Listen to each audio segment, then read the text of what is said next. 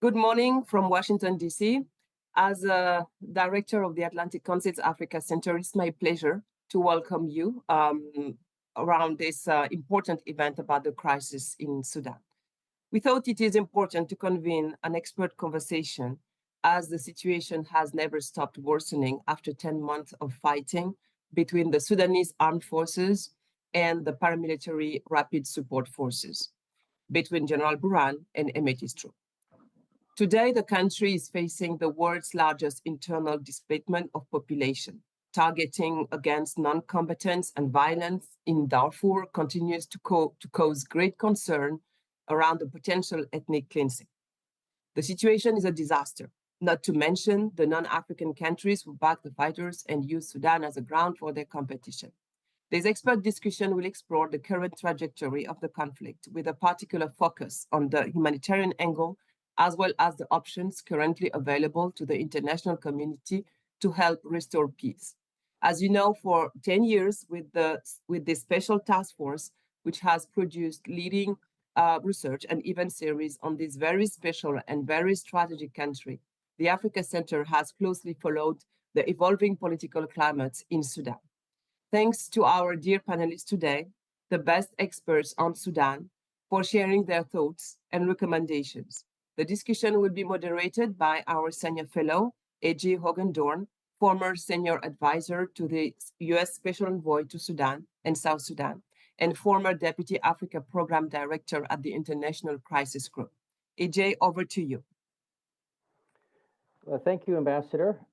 Good morning, good afternoon, and perhaps even good evening to the audience that has joined this discussion hosted by the Atlantic Council's Africa Center on the war in Sudan, the risks of prolonged conflict and regional instability.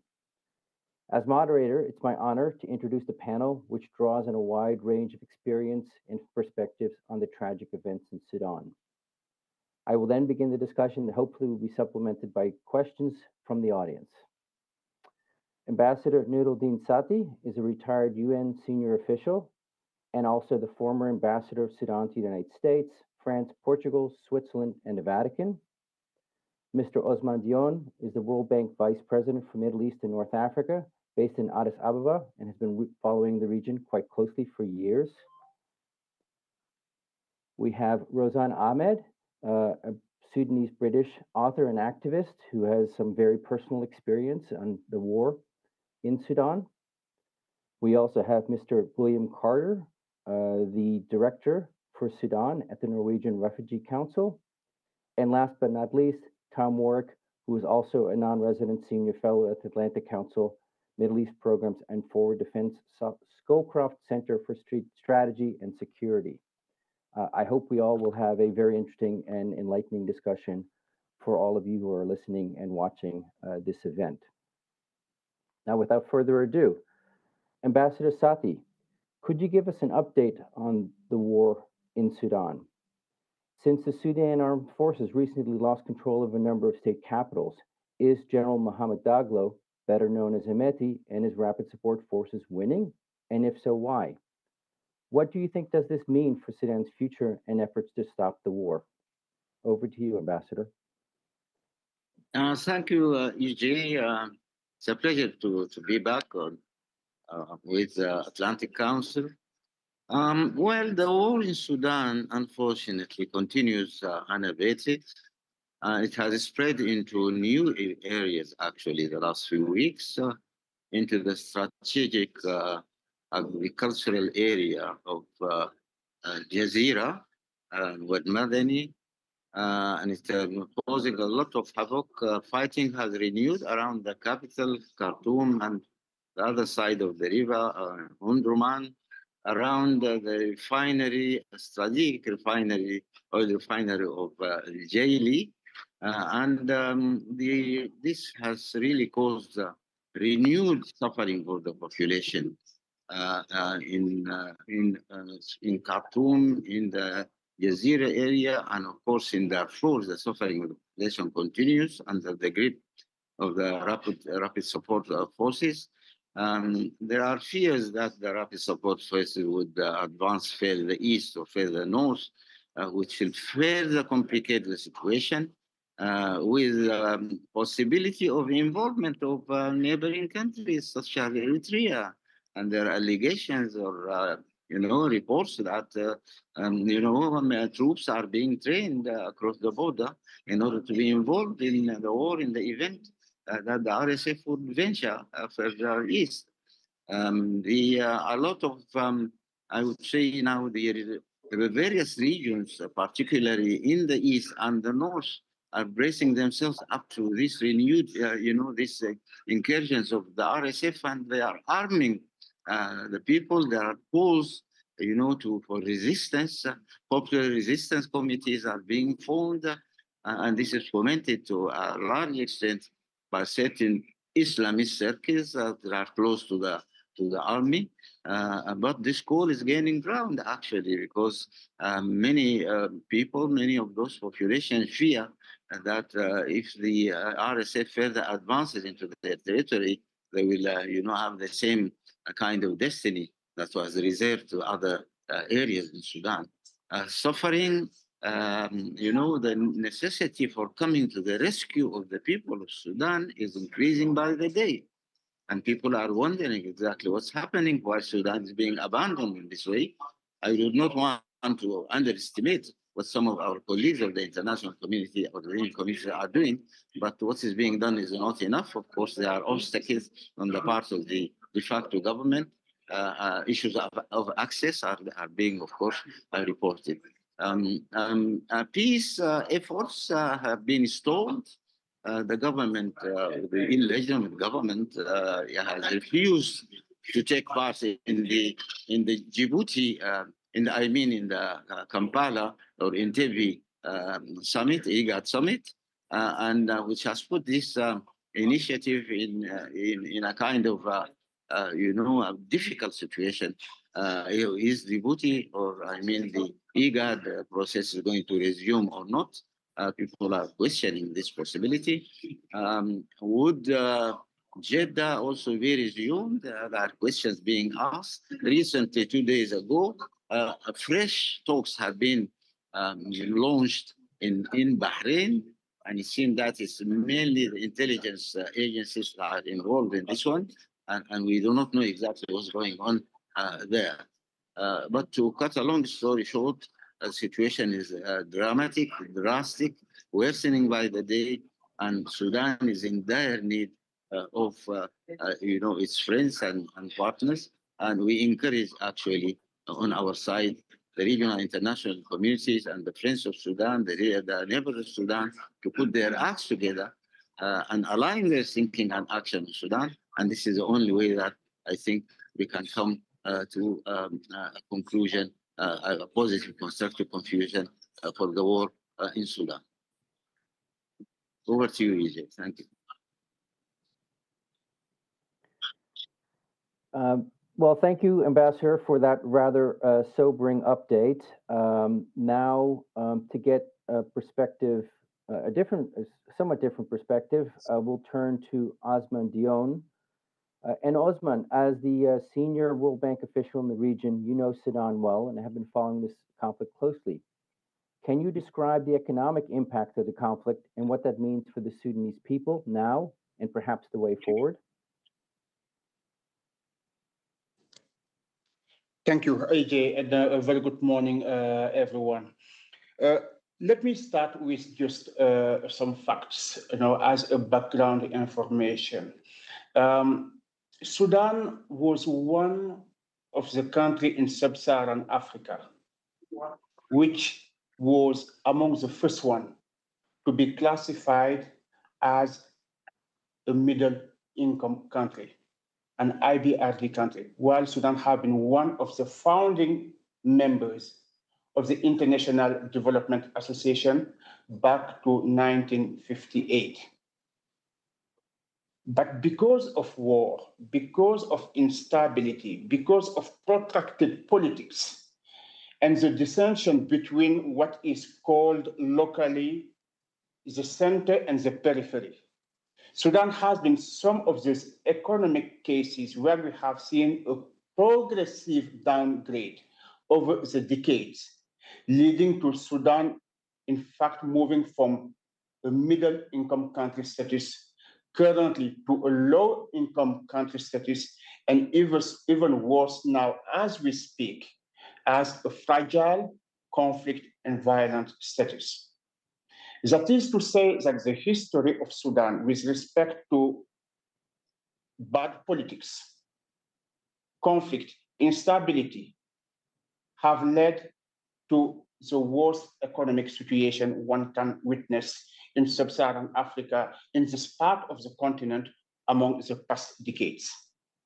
The current situation and the current war going back, if just we talked about, the civil war we started on the 23rd of April 2023, 15th of April 2023, as of now, the economic consequences of that are extremely huge.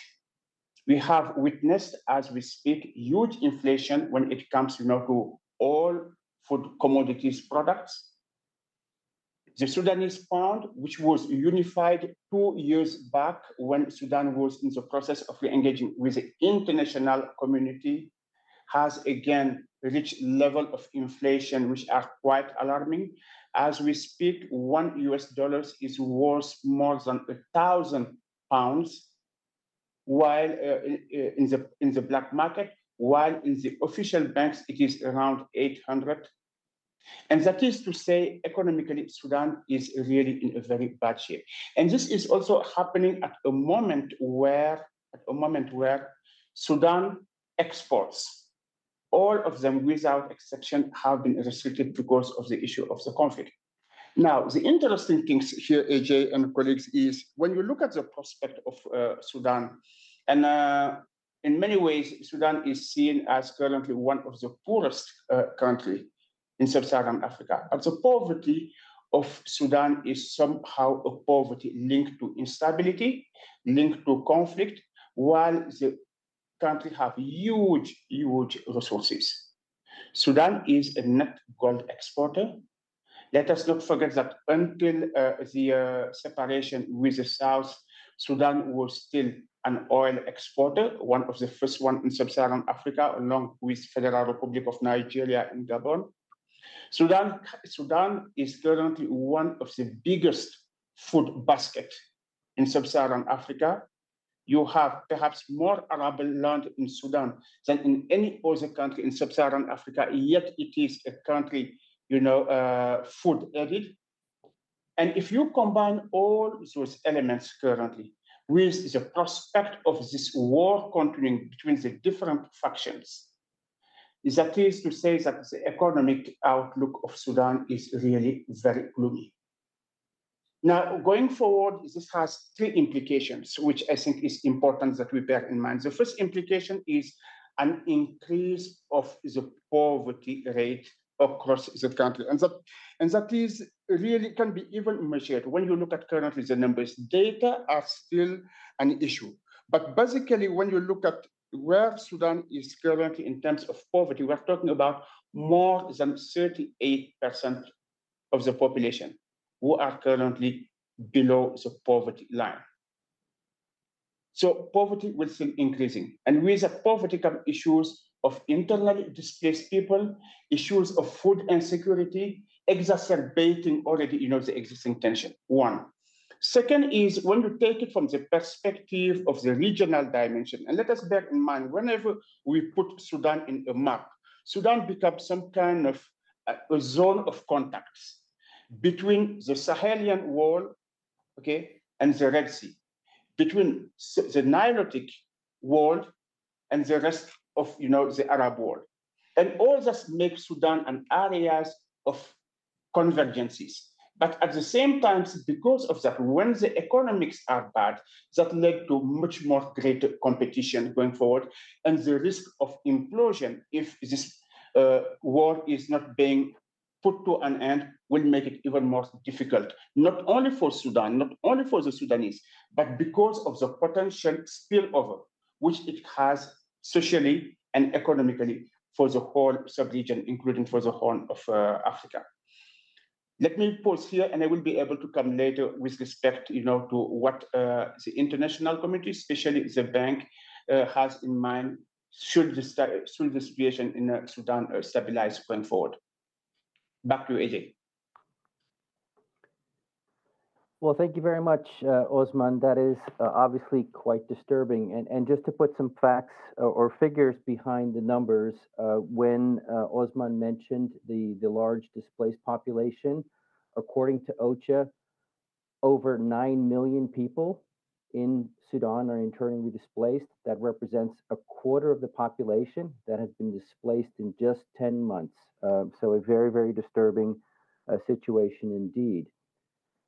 And now to turn to perhaps a bit more of a personal experience, Rozan Ahmed, you have personally experienced the horrific violence in Sudan after the war broke out last April when you were in Khartoum. Could you tell us what is going through the minds of Sudanese like you who've been displaced, suffered abuse, and lost loved ones? How do they feel about the Sudanese armed forces, the rapid support forces, and their leaders? Do different Sudanese communities hold different perspectives, do you believe?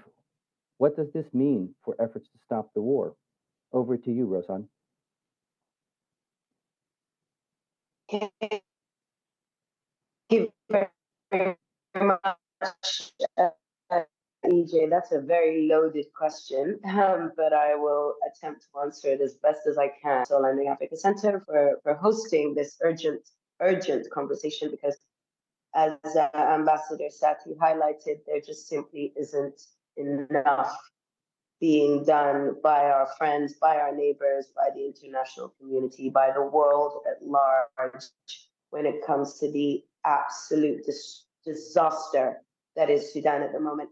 And I saw IOM have updated their figures on the IDPs, by the way. It has now reached 10.7 million displaced people in the Sudan. And this is according to IOM. They released the figures yesterday. So it is worsening day by day. As for myself, I went to Sudan 3 days before the war broke out. I landed on the 11th of April. 3 days later, the war broke out. I had gone to visit a family. We lost a family member. So I had gone to Sudan.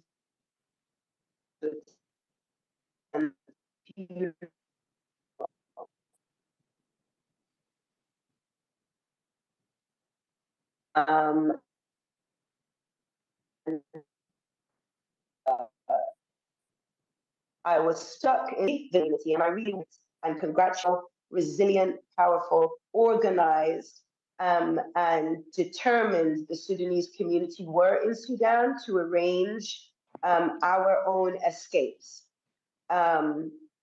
So we eventually escaped by road, and it was very dangerous. We were stopped multiple times by both factions, by both the SAF and the RSF. And I don't want to go into too much detail, but I'd like to stick to the point at hand, and that is when we arrived in Argin, which was one of the borders, into Egypt. On arrival, there wasn't a single humanitarian agency present. There was no water, there was no sanitation. There were elderly people that we ourselves, as Sudanese, as individuals trying to escape, there were many Nigerians there were many Syrians. We all had to help each other. Doctors had to step up and help each other. And that in particular was a huge disappointment to me, because, you know, we managed to escape ourselves, and we expected to see some sort of humanitarian means of entry, means of support, and there was nothing of the sort. In terms of sentiment, I run the Sudan platform on Instagram. So I am, and also, of course, through my regular media monitoring, as a strategic advisor, I have to regularly check the media. And so it is my job essentially to gather sentiment. And what I can tell you is that at first, there seemed to be a real kind of push support behind the National Army, the SAF.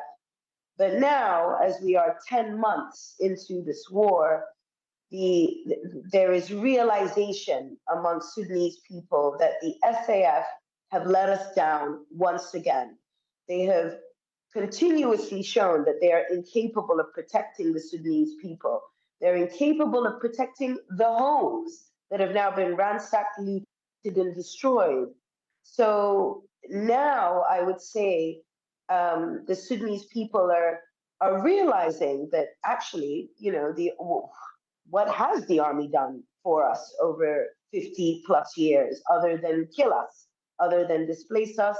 What they managed to do in Darfur, what they have managed to do with South Sudan, dividing our countries. So now I would say that there is a rage that cuts across, that there is no single individual entity to blame for what is happening, but for an overarching destruction that has gone on for over a half a century. In my personal opinion, I know and understand that the Kazan, who the army is basically serving, and who essentially, what a lot of people don't understand is that it is the army that created the RSF. It is the army that trained and militarized the RSF to conduct what was necessary for them to do in Darfur and in other areas. So what I am happy to see actually now is that there is a greater understanding of the root cause of why this is happening in Sudan. So I would say that it is now more of a middle ground, and I am personally holding on to hope, and to resolve through the help of our neighbors and our friends, which we are yet to see. And this is really now our point of advocacy, and that is to just ensure that more and more of us are talking about Sudan and finding tangible solutions to stop the funding that is taking place right now. We have entities funding the RSF, we have entities funding the SAF. People are paying for this war to continue, and this is what we have to consider. Who is paying, and how can we stop the funding of this war? Because 10.7 million people are displaced. My own family are displaced, and we are returning as Sudanese. The general sentiment also is we are going home, regardless of what is happening. This is what we have to hold on to. Well, thank you very much for that, Rose. Yeah, thank you very much for that, Roseanne. And just to explain for the audience who may not know, Kazan is a Sudanese term for the Islamists who used to be in power under Omar al-Bashir.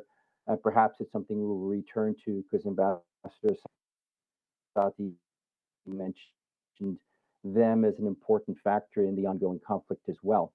But now to turn over to Will Carter. Will, you and the Norwegian Refugee Council have been in Sudan for a long time. Can you give us an update on the humanitarian situation? How is NRC responding, and what more can and should be done in your opinion? Over to you. Thanks, EJ, and other panelists. I mean, it's a catastrophe, and multiple catastrophes that have unfolded in Sudan.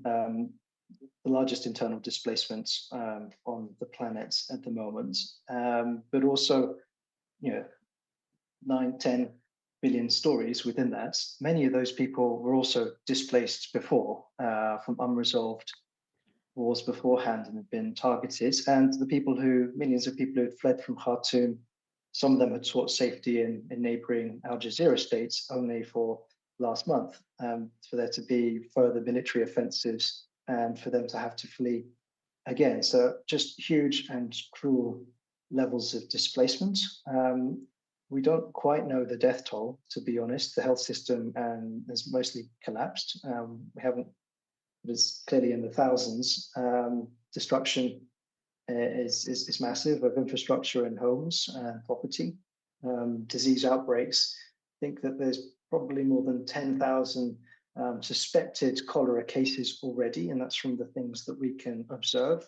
Hundreds of people already dead, and that's from pretty abysmal living standards at the moment. So we have the direct impact of multiple armed conflicts and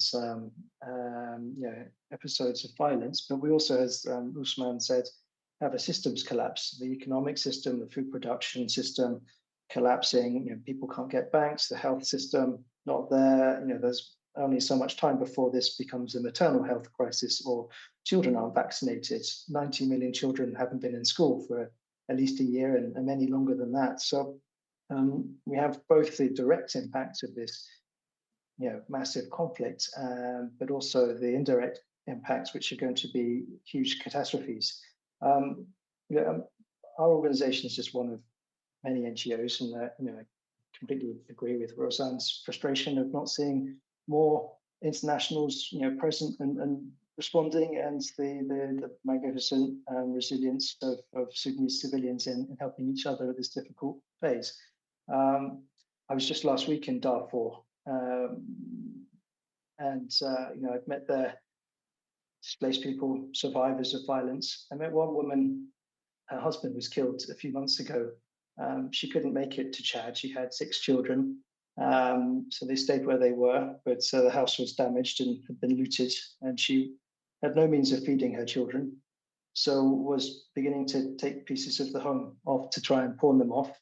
At the time I saw her, she was moving the last window pane in hopes that she could afford another couple of days of bread for her children. So there's the violence, and then there's everything that happens after the violence. We're there to scale up some of our food assistance, trying to look at educational support and psychosocial support for children. Others are providing health and nutrition services, but ultimately we're still only reaching a quarter of the people in humanitarian need at the moment. Partly, as Ambassador Sati said, for access difficulties, and partly through huge global neglect and underfunding for this response. And to be honest, also not the level of respect and support for local responders as well. So there is work, there is some presence we need to scale up there. Really, though, we see a big polarization happen in the country. There's what the remaining army control has of the northern and eastern flanks, and then there's all the conflict-affected parts of the country in Darfur, in Kordofan, in Abyei, which has been on fire the last few days, in Khartoum, of course, and in other states as well. So really, we need to look at how we're positioned as an international community and how we're supporting local responders, and funding is a huge issue. Access, we need much more diplomatic solutions for using all possible routes to get into people in need in Sudan. We need to make sure that bureaucratic procedures that have scuppered a lot and limited a lot of the initial scale up are finally taken out. And from a humanitarian perspective, of course, the continued violence will rage on. There should be a peace process, but in the meantime, we also need ways of protecting civilians. And we saw the last peacekeeping mission get folded in Darfur region out of this idea that the transitional state would handle civilian protection. The UNITAM's special political mission was supposed to implement civilian protection measures. They weren't able to do, or didn't do much of this. And now we're in a state of limbo, and clearly a massive protection crisis. So especially in the wake of the Jeddah mediation platform, we need some other tangible route to shore up civilian protection, as long as until there's a peace agreement that we're told. Thank you, EJ. Thanks, Will. It's always illuminating to talk to you, if somewhat disparaging and discouraging. Now over to Tom. Tom Warwick, you are a regional expert, and there's been some discussions about the regional dynamics. Could you talk about what those are that are impacting the war in Sudan? And then also, as a former U.S. official, could you talk a little bit through what you think the U.S. is doing to stop the fighting? Yes, thank you very much, EJ. And it's really important that we're here today to discuss a conflict, the scale of which I think the world does not fully appreciate. I was very much involved in U.S. policy discussions regarding Sudan for the better part of a decade. I led in 2016 the first senior United States interagency delegation to Sudan to try to work out the arrangements that would get Sudan off of the state sponsor of terrorism list. And during that 2016 to 2019 period, there was enormous hope and optimism that a page could be turned and the past put behind us, and there was significant progress made that gave us hope. Sudan was able to fully rejoin the community of nations, to take part in development activities, to benefit from the rising trends that many of us saw in Africa. But alas, that did not turn out to be sustained. I know it's very difficult to even speak or think about the scale of mass suffering and to compare one situation of mass suffering to another. But I'm struck by the fact that the number of civilians who have been killed in Sudan is on the same order of magnitude as the number of civilians who have been killed in Gaza and Israel as a result of the violence that started on October 7. And yet the number of internally displaced in Sudan today is 4 times the entire population of Gaza. And this gives us a sense of the scale of what is going on in Sudan that I think the world could benefit by appreciating. One of the things that has certainly struck many of us is the nature of this war and what the stakes are. To some considerable extent, this is not seen as an ideological war. It's not a war of proxies. It's not a war of great power competition, but rather fighting by 2 armed forces, each led by a commander who wants to rule Sudan. And it depends very heavily on outside support. The technology that's being used, the number of weapons, ammunition, the kinds of things that are causing this large-scale suffering could not exist, or if they did, they would be at a much smaller scale if it were not for outside support. And yet the reasons for that support to a substantial extent seem very obscure. It's widely known that the United Arab Emirates has been providing support to Hemedti and the Rapid Support Forces. It's no secret that Egypt has been supporting the Sudanese armed forces and General al-Burhan. Saudi Arabia has been involved as well as it has a number of other countries. And just like moths being drawn to a flame, or perhaps I should say mosquitoes being drawn to a flame, we've seen groups like the Wagner Group, a Russian paramilitary organization whose notional independence was completely undercut when it was taken over after Vladimir Putin killed Yevgeny Prigozhin, its leader. So it's now an arm of Russian state policy. And even the Iranian Islamic Revolutionary Guards Corps is starting to supply weapons to both sides.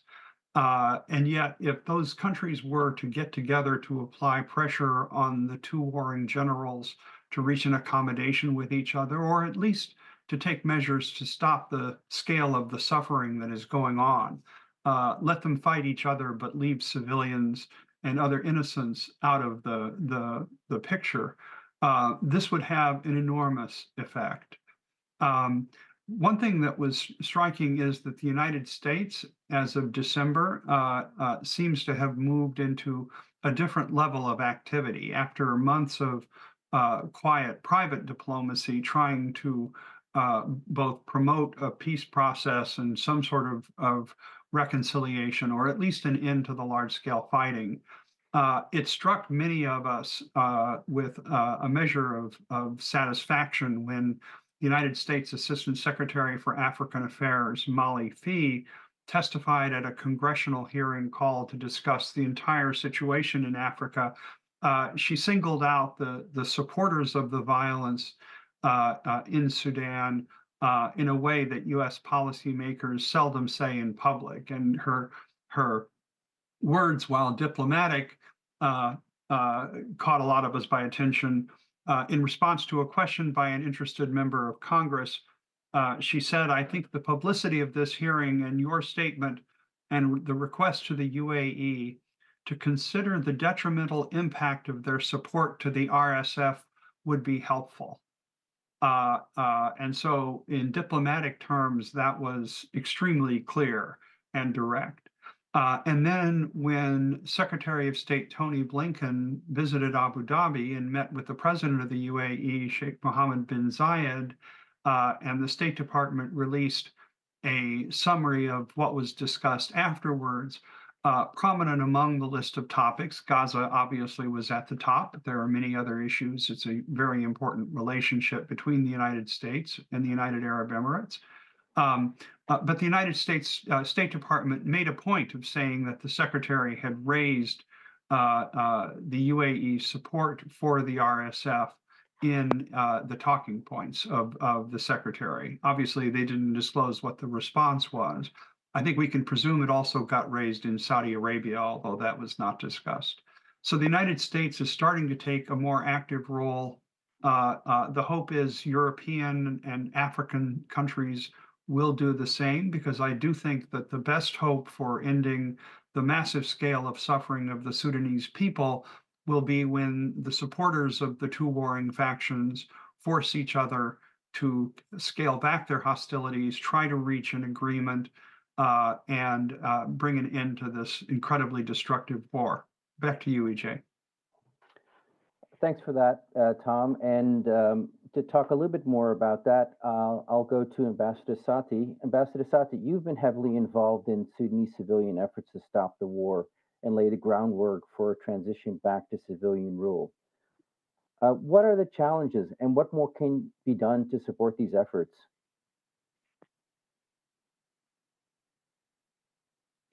I didn't get the question. Sorry. Okay, let me repeat. So, can you repeat?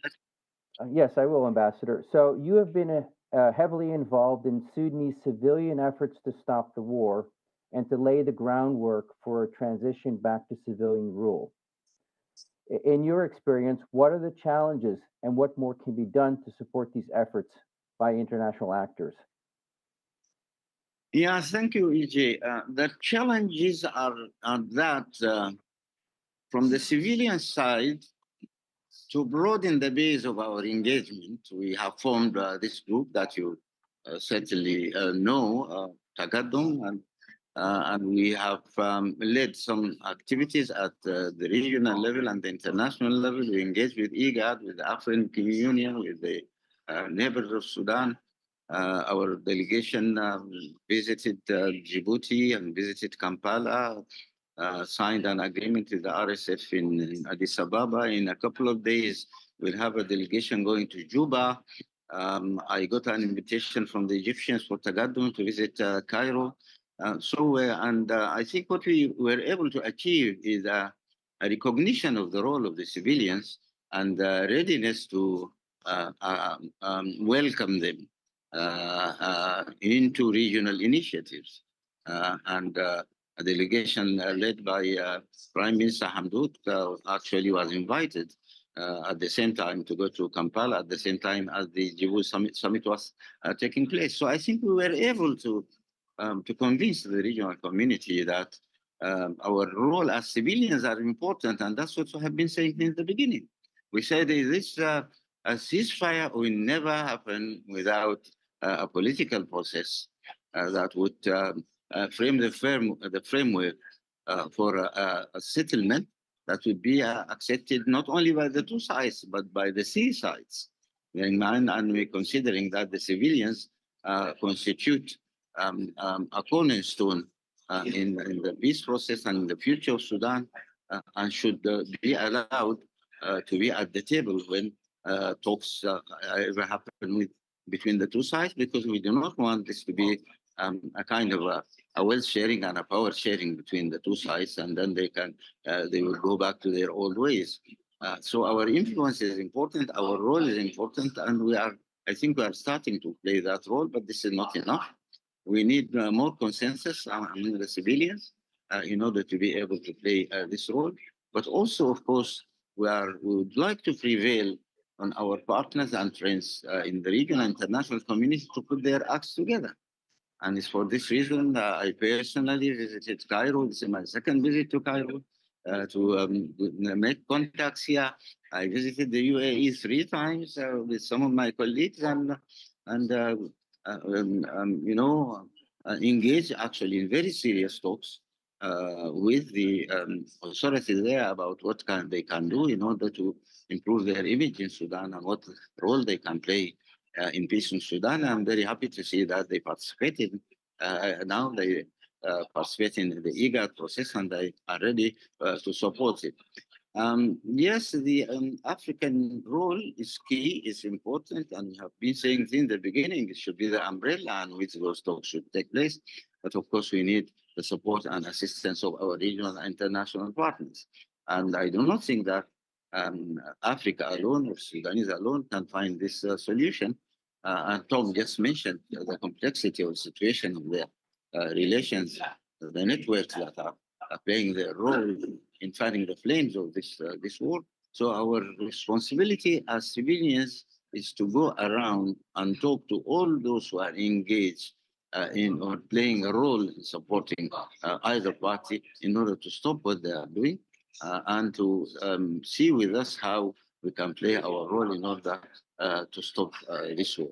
So to answer your question, the real challenges are that to prevail on the two sides to stop the war and to prevail on our regional and international partners to put their acts together in order to have a more effective role in stopping this war.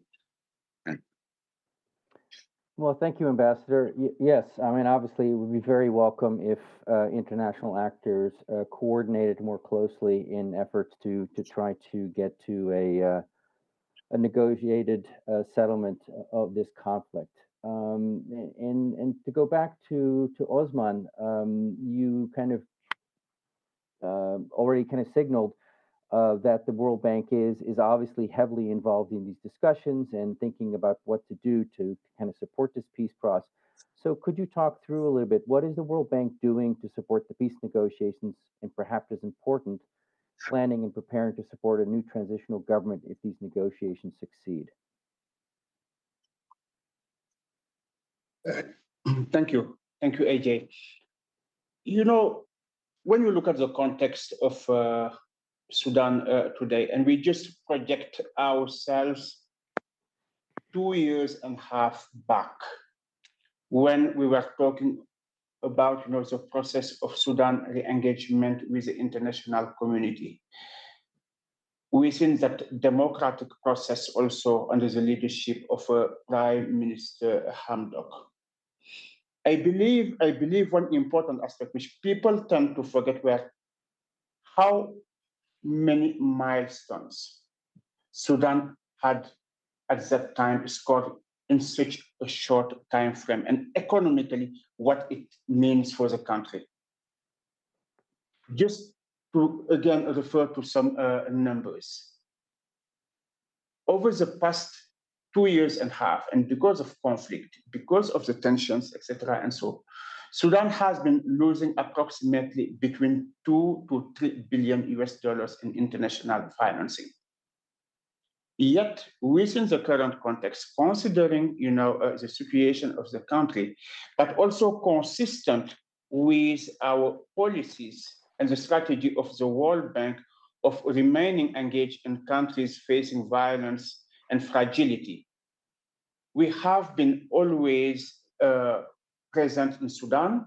We have been also trying to work with all development partners despite the difficult context, because our job was to remain engaged in order to provide support to peoples facing the challenge of conflict, fragility, and violence, but also on the other hand, to see how we will be able to help maintain institutions.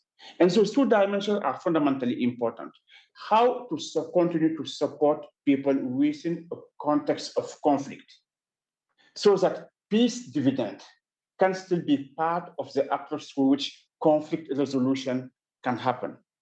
And from that perspective, just to give again an example, in 2002, when just before the coup d'etat and before this last round of civil war, with 100 million US dollars focusing on food and security, we were able to reach 2.7 million people in 9 months, working with UN agencies, working with development partners, thanks also to the network of CSOs which Sudan has across the country. That is to say, there's still some ways and means through which the international community, the bank, the UN agencies, CSOs can continue to engage meaningfully in order to help at least, reduce the negative impact of conflict on people. And I think that is one of the elements which contribute, to the peace dividend. Second is there are some of those elements which are also fundamentally important in supporting the peace dividend and consolidating or looking at the process of how peace can be fostered in Sudan going forward. And I just want to pick up 3 elements. As we speak, we are putting a 300 million US dollars, looking at basic education, looking at health, but also looking at WASH, in addition to some kind of livelihood activities in areas where currently, so far, they are not subject to, the impact, the whole impact of stable areas in the country. And we believe that those are some element of, building peace dividend, which we need also to take into account. Furthermore, if we project ourselves within the context of perhaps coming into some kind of stability and agreement for peace, we would be ready then, to trigger some kind of an approach through which we will look at different ways of financing. We have already this partnership with the UN agencies, which currently we are using as third-party implementing agencies in order to be able to reach, the needed people in Sudan. We are not using either the existing government nor the RSF simply because that fall under the policy 730, which is dealing with a de facto government. But despite that, we remain engaged in Sudan. Despite that, we are looking at further partnership with UN agencies or the CSOs on the ways through which we can continue to wait on the potential peace process successes, on what can consolidate peace dividend and bring Sudan progressively on the path of stability. And I think that approach is the one where the coordination of all development partners is going to be fundamentally important.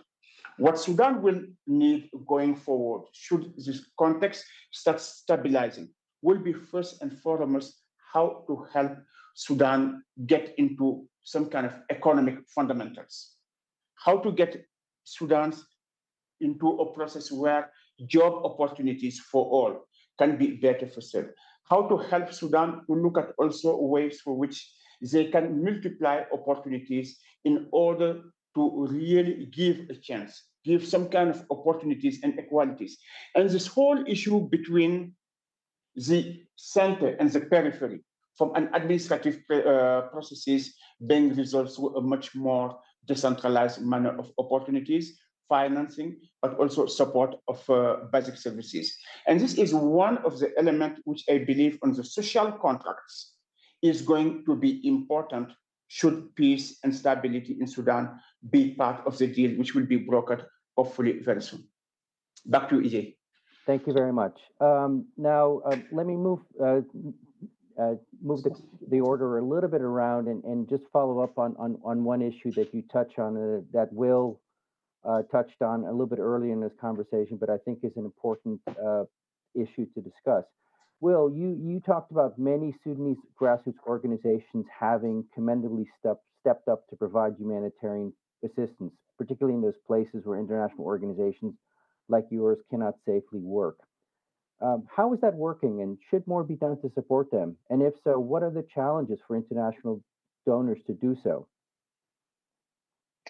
Thanks, EJ. And yeah, I mean, I hope that people of Sudan are incredibly proud of the efforts of frontline civilian responders. I've seen some of them in action, running collective shelters for IDPs, soup kitchens in areas which are probably going to be famine stricken this year, health services and evacuations.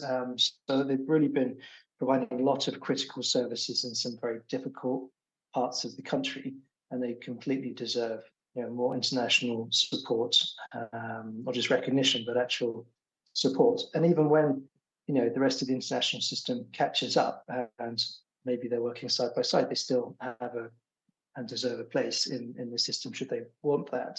I mean, just to be brief, they face huge risks to their safety. To be honest, there's been multiple arrests. They're working in urban battlefields in some places, and they really they need some top cover diplomatically, to be honest, because at the moment a lot of them are a serious threat. That aside, they need resources. They've been doing this voluntarily with very little support from the border system, and so directly or indirectly, if they're providing online medical services or soup kitchens or whatever it is, we need to figure out ways of overcoming some of the contractual issues and procedural issues that often are, to be honest, internal challenges, but also challenges of the fragmented state at the moment, and working through some of the ways of working with the authorities, which haven't always been so supportive of these efforts. So those are the two main things. They need safety and they need to be resourced. And to be honest, they deserve all of our respect. So I hope that this can be something that the entire community can get behind. No, thanks for that, Will. I certainly agree with that. And now over to Rozan Ahmed. Rozan, as the person living in Europe, so I guess the representative from that part of the world, could you explain to us what are the UK and European countries doing to stop the war, and what more do you think they could be doing? Okay, well, like Ambassador Sati, I'm also in Cairo at the moment, but yes, I am a British citizen. Unfortunately, much like the international organizations and much like the UN agencies that take up so much space in Sudan, and yet, particularly in the capital, and yet when the capital erupted with war, they were all the first to leave. And as a British citizen, I waited almost 3 weeks before the British responded with some kind of evacuation plan. At that point, I had already reached the border. So similarly to their response to the war and such a delayed means of evacuating citizens, up until now, I feel that there just hasn't been enough care, enough strategic, solution-based, developmental focused conversations as to how we can come to some kind of resolve and move forward. And I think the reason for that is really important. It's really important for us to look beyond, similarly to Gaza, actually.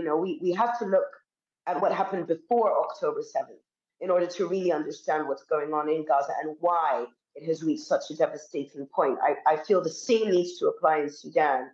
So yes, while response thus far from the UK has been minimal, this has been the case for quite some time. For many years, Sudan has been in conflict, in multiple conflicts, for over half a century, as we highlighted earlier. So I think generally, when a real truthful, a very truthful and very honest and very thorough look as to why Sudan is where it is at the moment. Only at that point can any have responded so brilliantly is because we are used to this. We are used to being in a state of conflict, and as a British and Sudanese citizen, it's very difficult for me to it's very difficult for me to understand why at this point there hasn't been enough just attention by way of awareness, knowledge, understanding, and education. I think that is a first point of call. More conversations like this taking place, more understanding, and more support for the Sudanese community that are in the UK. I think that would be a fantastic first start, to look at what the Sudanese community in the UK require in order to assist their family members to come to escape the war, and then of course what solutions are being, what are they doing in the UK, assist their family members in Sudan, and to possibly get them over to the UK. I think that's where it can begin. That's where the dialogue can begin for the Sudanese that are there, the Sudanese British, for the diaspora to play a stronger role. That is where I think we can possibly get somewhere by way of moving forward. The Sudanese community are huge in the UK. I am part of a huge community, and I think that is where we can begin. That is where the British government can step up, and that is to liaise with the community. And I also have to iterate something. Prior to this war kicking off on April 15th, and Ambassador Sati highlighted this as well, the Sudanese people, not just in Sudan, but across the world, were continuously, repeatedly highlighting the dangers of military rule in Sudan, and constantly working towards a civilian role within government, and advocating for this, and protesting for it, and finding solutions. I myself appeared on television screens all over the world, reiterating the fact of how dangerous it would be if military leadership were legitimized as governmental entities, if that makes sense. So this has been a warning by the Sudanese community, not just in Sudan, but by the global diaspora for 4 years now. Sudan has been in revolution for over 4 years.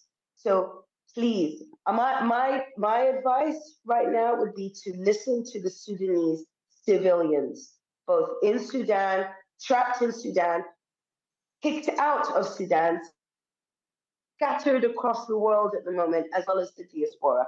Listen to the Sudanese civilians, please. Well, thank you very much for that, Rosanne, and certainly something to be commended. And hopefully we will listen. Now, we are at the top of the hour, but I've been told we have a couple more minutes that we will, we have a couple more minutes. And so I would like to pose the last question to Tom Warwick, who has spoken a little bit about the conflict dynamics and the regional influence that certain countries play, the fact that the United States is starting to put some pressure on some of the actors. But then I actually recalled just a couple of days ago, there were reports that Iran was starting to supply armed drones to the SAF, and suggesting that the proxy war dynamics in Sudan are actually growing and perhaps arguably exacerbating the conflict. So, Tom, just to push you a little bit, what more do you think can be done to prevent this conflict from growing worse and from regional tensions further destabilizing not just Sudan, but also possibly the greater region? I think, to build on what Rosanne said, it's not just a question of getting governments engaged. I think the thing for interested members of the public to do is to encourage governments to act in very precise and focused ways. And in particular, it is to point out to the countries that are backing these warring generals, no matter which side they may be backing, that they all face a reputational risk. For a country that wishes to be seen as a leader in the region, as a mover of economic development and advancement. All of the countries we've been speaking of very much pride the way are proud of the way in which they would like their countries to be seen. None of them benefits from associating themselves with warlords who have killed and committed war crimes and in the case of the RSF, crimes against humanity. That's not just my view, that's the view of the US State Department and other international law advocates. And so these countries that are supporting these generals have the obligation to make sure that when the questions are the zero-sum nature of power and wealth and resources in Sudan, that they should reach an accommodation that ends the fighting and the suffering of Sudan's millions of civilians. This is, as several people have said, one of those cases where if you put it to the vote of the Sudanese people, they would probably choose none of the above and prefer a return to civilian rule. But at this point, the most urgent thing is for governments in North America, in Europe, in Africa, in Asia, to urge those countries that are providing assistance to the generals to require that they end the fighting, end the atrocities against civilians, and reach an accommodation that will allow the country to return to the peace and prosperity that is the clearly better path, better that the entire country becomes richer and more successful than that the two generals keep fighting and resulting in the massive scale of destruction and suffering that Sudan is now seeing. So there is actually a very specific role that governments need to be encouraged to do, and it's to bring pressure on those countries that are providing the weapons, the money, the support to stop doing that and to force the generals to the negotiating table. Well, thank you very much for that, Tom. I appreciate that. I think it's a nice way to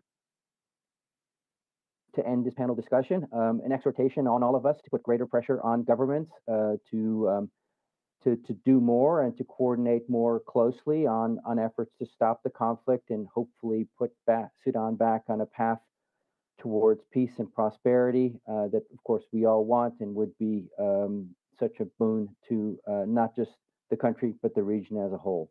So thank you very much again to all the panelists. Thank you all to the audience for your interest in Sudan. I do hope that you continue to maintain your interest and put pressure on your respective institutions. And again, thank you very much for your attention, and I wish you all a good day and good evening.